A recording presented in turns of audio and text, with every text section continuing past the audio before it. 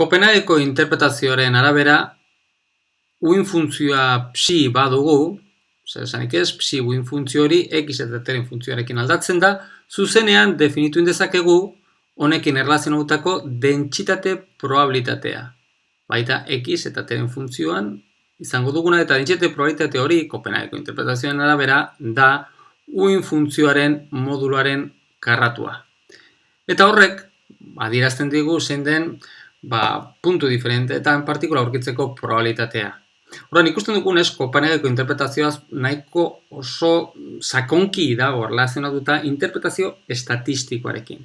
Hori dela eta orduan, estatistikaren oinarrizko kontzeptu batzuk aztertzea oso erabilgarria egingo zaigu, eta hemen, atal honetan, aztertuko duguna izango da probabilitate banaketa edo daukagun aldagaia jarraitua da, normalen gertatzen den bezala, dentsitate probabilitatea ere adierazten dana. Bueno, orduan, azter dezagun horren adibidetxo bat, esate baterako. Horretarako lehenengo egingo dugu dentsitate probabilitatearen adierazpen grafiko bat erakutziko dugu. Lehenengo eta behin, hemen txaukagun dentsitate probabilitatea esan dugun bezala x-en funtzioan dugu. Baina baita, gero ikusiko dugu nola, definituko dugula, beste dentsitate probabilitate batzuk, ez x-en funtzioan ditugunak, baizik eta momentuen funtzioan egon daitezken dentsitate probabilitateak, horiek adieraziko dute, beste momentu diferenteak, partikularen momentua neurtzerakoan, momentu diferenteak neurtzeko probabilitateak adieraziko dute. Edo beste magnitude fisikoarekin lotutako dentsitate probabilitateak izan ditzakegu. Kasu honetan, x bera izango dugu aldagaia eta horrekin jarraituko dugu, baina hemen irudi honetan beraz x-en funtzioan adieraziko dugu, hementxe planteatuko adibide zala kontxiatuko dugun dentsitate probabilitatea, baina momentuaren funtzioan izango balitz, dentsitate probabilitatea hemen k jarriko genuken aldagaia. Orduan, hementxe egingo dugu, irudikatuko dugu, da t aldiune baterako daukagun izan dezakegun dentsitate probabilitateren bat.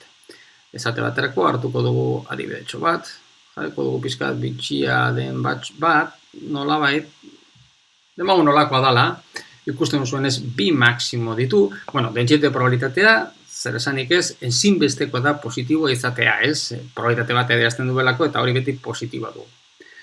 Orduan, lehenengo eta behin eskatu ezagukeguna, da dentsitate probabilitatea normalizaturik egotea. Zer esan nahi du horrek? Dentsitatea da probabilitate guztien batura, batekoa eman behar du, bai? Baina, karo, mentxe daukagun aldagaia jarraitua denez, batura hori integral baten bidez adierazten da.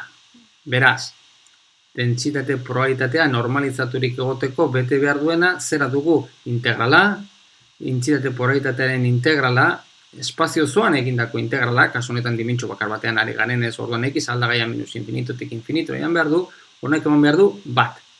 Eta bat eman da, orduan izango dugu, dentsitate probabilitate honekin lotutako uin funtzioa normalizaturik dagoela esango dugu.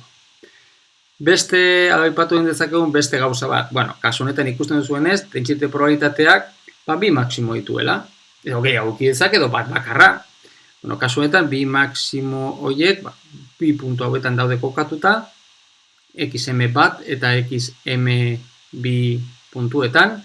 Eta horrek esan nahi du, maximo absolutua, nolabait xm batekoa dugu, eta horrek esan nahi du, puntu honetan, xm batean, partikula aurkitzeko probabilitatea ondiena dela.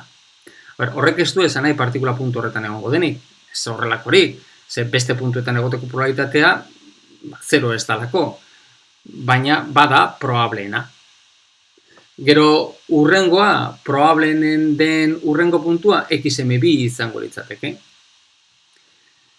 Demagun oraintxe beste galdera bat egiten digutela, aztertu nahi dugula, tarte batean partikula aurkitzeko probabilitatea.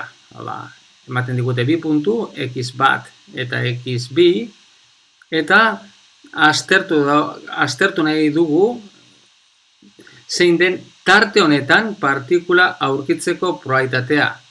Horretarako egin behar dugu, tarte horren barruan dauden puntu guztien probabilitateak batu egin behar dugu. Eta batzea esan nahi du kasu honetan integrala egitea, daukogun berriro, daukogun aldagaia jarraitu dalako.